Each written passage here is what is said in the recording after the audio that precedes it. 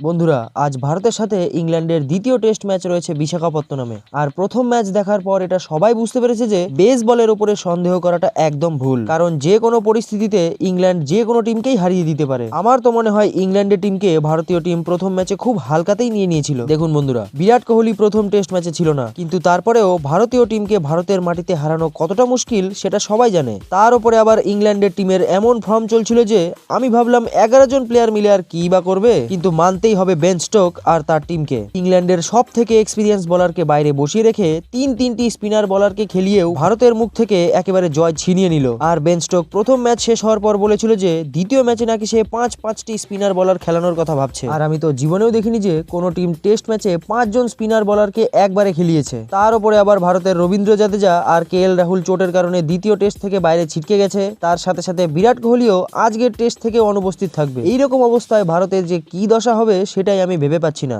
আর England প্রথম match জিতে তো 1-0 এগিয়েই রয়েছে ভারতের থেকে। তবে আপনাদের কি মনে হয় বন্ধুরা, দ্বিতীয় টেস্ট কে জিততে পারে? নিচে কমেন্ট করে অবশ্যই জানাবেন। স্পোর্টস জগতের সব রকম ছোট বড় নিউজ পাওয়ার জন্য আমাদের চ্যানেলটিকে সাবস্ক্রাইব করুন এবং পাশে থাকা বেল আইকনটি দাবাতে একদম ভুলবেন না। এই চ্যানেলে স্পোর্টস জগতের সমস্ত রকম খবর পাবেন সবার আগে।